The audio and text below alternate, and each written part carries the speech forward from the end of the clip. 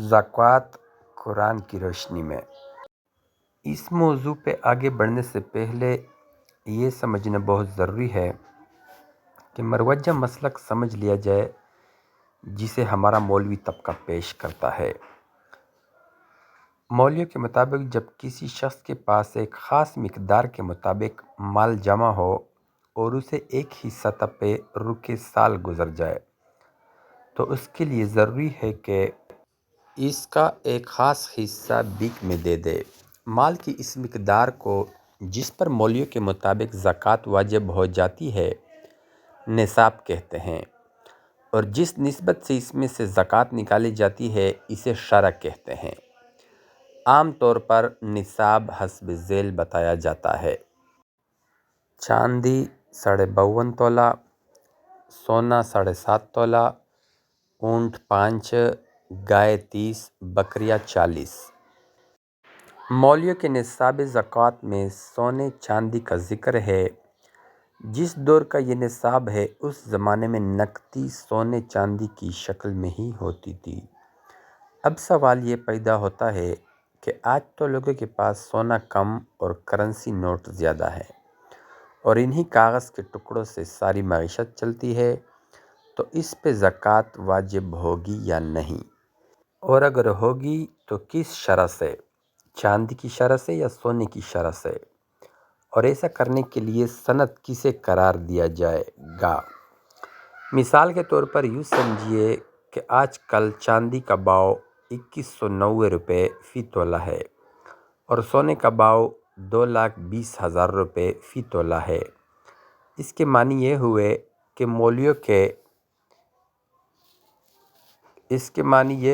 کہ مولویوں کے نصاب زکوٰۃ کے مطابق اگر کسی کے پاس 1,14,975 روپے مالیت کی 52 تولہ چاندی کے زیورات ہوں تو اس پر زکوٰۃ واجب ہو جائے گی، لیکن جس کے پاس 14,30,000 روپے مالیت کے 6.5 تولہ سونے کے زیورات ہو تو اس پر زکوٰۃ واجب نہیں ہوگی۔ یہ تو پھر بھی کم فرق ہے۔ اگر اس شخص کے پاس 29 گائے ہوں جن کی مالیت اندازاً 40 لاکھ روپے سے کم نہیں تو اس پر زکوٰۃ واجب نہیں ہوگی، یعنی غریب پہ زکوٰۃ واجب ہوگی اور اس سے نسبتاً امیر صاف چھوٹ جائے گا۔ آپ نے غور فرمایا کہ وہ مولوی جو یہ کہتے نہیں تھکتے کہ یہ نصاب نعوذ باللہ نبی کریم صلی اللہ علیہ وسلم کا مقرر کردہ ہے، کس قدر جھوٹے ہیں۔ یہ نصاب خود بتا رہا ہے کہ یہ مولویوں کے شیطانی ذہن کی اختراع ہے۔ آج اگر کسی کے پاس 50 تولہ چاندی کے زیورات ہوں اور وہ سال ختم ہونے سے پہلے ان کی جگہ سونے کا زیور یا ایک گائے بیچ دے تو مولویوں کی شریعت کی روح سے زکوٰۃ دینے سے صاف بچ جائے گا۔ آئیے اب دیکھتے ہیں کہ قرآن کی روح سے زکوٰۃ کا مفہوم کیا ہے۔ زکوٰۃ کے بنیادی معنی ہے نشوونما، بڑھنا، پلنا پھولنا، یعنی گروتھ اینڈ ڈیولپمنٹ۔ لہٰذا عطائے زکوٰۃ کے معنی ہوئے نشوونما دینا، کسی کے بڑھنے پلنے کا انتظام کرنا، اس کی گروتھ اینڈ ڈیولپمنٹ کا سامان مہیا کرنا اسلامی مملکت کا فریضہ ہے کہ وہ ان تمام ذمہ داریوں کو پورا کرے جسے اللہ تعالیٰ نے رب العالمین کی حیثیت سے اپنے اوپر لے رکھی ہیں۔ وہ حکومت جب اللہ کے نام پہ لوگوں سے اطاعت لیتی ہے تو اس کا فرض ہے کہ لوگوں کی ان واجبات کو پورا کرے کہ جن کا ذمہ اللہ نے لے رکھا ہے۔ اللہ نے قرآن ہی پہلی ہی آیت میں خود کو رب العالمین کہا ہے، یعنی وہ ربوبیت عالمینی کا ذمہ دار ہے۔ ربوبیت کے معنی ہوتے ہیں کہ کسی شے کو اس کے نقطۂ آغاز سے نشوونما دیتے ہوئے نقطۂ تکمیل تک پہنچا دینا۔ اس سے واضح ہے کہ دیگر اشیاء کائنات کے ساتھ ساتھ نوع انسان کی عالمگیر نشوونما کا ذمہ بھی اللہ تعالیٰ نے اپنے اوپر لے رکھا ہے۔ اس ذمہ داری کے سلسلے میں ارشاد فرمایا: وَمَا مِن دَابَّةٍ فِي الْأَرْضِ إِلَّا عَلَى اللَّهِ رِزْقُهَا، اور زمین پر کوئی چلنے والا نہیں مگر اس کی روزی کی ذمہ داری اللہ پر ہے۔